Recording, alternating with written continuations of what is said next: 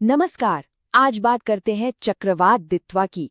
ये क्या है, कहाँ से आया और इसका क्या असर हो सकता है, सब कुछ एकदम आसान भाषा में समझेंगे। तो चलिए बिना देर किए सीधे मुद्दे पर आते हैं। सबसे जरूरी सवाल, ये तूफान कहाँ और कब आ रहा है? देखिए, उत्तरी तमिलनाडु, पुडुचेरी और दक्षिणी आंध्र प्रदेश, इन तटीय इलाकों पर सबसे ज्यादा खतरा है और इसीलिए यहाँ रेड और ऑरेंज अलर्ट भी जारी हो चुके हैं। 30 नवंबर, ये तारीख बहुत अहम है। ऐसा माना जा रहा है कि इसी दिन दिरवातवा जमीन से टकरा सकता है, मतलब लैंडफॉल कर सकता है। तो तैयारी का वक्त समझिए बहुत कम बचा है।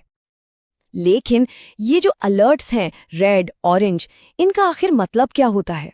चलिए जरा इसे भी समझ लेते हैं। ये समझना बहुत आसान है। येलो अलर्ट मतलब बस सतर्क रहिए। ऑरेंज अलर्ट का मतलब है कि अब तैयार रहने का वक्त आ गया है। और रेड अलर्ट, इसका मतलब साफ है कि अब तुरंत एक्शन लेना होगा। और ये सिर्फ हवाओं का तूफान नहीं है। सोचिए, 200 से 300 मिलीमीटर तक की जबरदस्त बारिश, निचले इलाकों में अचानक बाढ़ का खतरा, समंदर में 3 मीटर तक ऊंची लहरें और साथ में 80 से 100 किलोमीटर प्रति घंटे की रफ्तार वाली हवाएं। मतलब एक साथ कई चुनौतियों का सामना करना पड़ सकता है। तो दित्वा को वैज्ञानिक भाषा में उष्णकटिबंधीय चक्रवात या ट्रॉपिकल साइक्लोन कहते हैं। मतलब सीधा सा है, ये अपनी सारी ताकत बंगाल की खाड़ी के गर्म पानी से खींच रहा है, जहां हवा का दबाव बहुत ही कम हो गया है। अच्छा, एक दिलचस्प बात, ये दित्वा नाम आया कहाँ से? तो ये नाम दिया है यमन ने। वहां सोकोट्रा द्वीप पर एक बहुत खूबसूरत जगह है, दित्वाया लगून, उसी के नाम पर। ये दिखाता है कि कैसे इन तूफानों के नामकरण में पूरी दुनिया शामिल होती है। तो हमने दित्वा के बारे में तो काफी कुछ जान लिया, लेकिन क्या कभी ये सोचा है कि आखिर ये इतने बड़े बड़े चक्रवात बनते कैसे हैं? इनके पीछे का विज्ञान क्या है? तो चक्रवात आखिर है क्या? इसे बिल्कुल आसान भाषा में समझते हैं। मान लीजिए समंदर के ऊपर किसी जगह हवा का दबाव अचानक बहुत कम हो गया। अब प्रकृति का नियम है कि वो खाली जगह को भरती है, तो चारों तरफ से हवाएं उस जगह की ओर तेजी से दौड़ती हैं और जब वो एक साथ आती हैं तो गोल गोल घूमने लगती हैं। बस इसी घूमते हुए हवा के सिस्टम को चक्रवात कहते हैं। और ये जो साइक्लोन शब्द है, ये हेनरी पेडिंगटन ने दिया था। ये ग्रीक शब्द साइक्लोस से आया है, जिसका मतलब होता है सांप की कुंडली। और नाम कितना सही है ना? ऊपर से देखने पर चक्रवात बिल्कुल किसी कुंडली मारे हुए सांप जैसा ही तो दिखता है। पर ये घूमते क्यों है? इसका राज छिपा है हमारी पृथ्वी के घूमने में।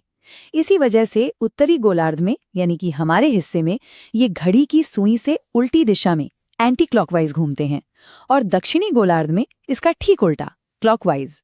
तो फिर एक चक्रवात को बनने के लिए किन चीजों की जरूरत होती है? इसकी एक रेसिपी है जिसमें 4 मुख्य चीजें चाहिए। पहली, एक बहुत बड़ा समुंदर। दूसरी, उस समुंदर की सतह का तापमान कम से कम 27 डिग्री सेल्सियस होना चाहिए। तीसरी, कोरियोलिस बल, मतलब पृथ्वी के घूमने का असर। और चौथी, पहले से ही मौजूद एक कम दबाव वाला इलाका। ये पूरी प्रक्रिया शुरू होती है जब गर्म समंदर से नम हवा भाप बनकर ऊपर उठती है। आप कह सकते हैं कि यही उठती हुई भाप चक्रवात का असली ईंधन है, उसका पेट्रोल है। अब जैसे जैसे ये भाप ऊपर उठती है, ठंडी होती है और बादलों में बदल जाती है, इस प्रोसेस में ये बहुत सारी ऊर्जा छोड़ती है, जिसे गुप्त ऊष्मा कहते हैं। ये ऊर्जा उस तूफान को और भड़काती है, उसे और ताकतवर बनाती है। बिल्कुल आग में घी डालने जैसा काम। तो हवा ऊपर उठ रही है, उसे ताकत भी मिल रही है, लेकिन वो घूमना कैसे शुरू करती है? यही काम आता है कोरियोलिस बल। अगर ये बल ना हो तो हवा बस सीधी ऊपर उठ जाएगी, कोई घुमाव नहीं होगा। इसी बल की वजह से हवा को वो खास सर्पिल आकार मिलता है जो चक्रवात की पहचान है। लेकिन एक सवाल और, इतने ताकतवर तूफान जमीन पर आते ही कमजोर क्यों पड़ जाते हैं?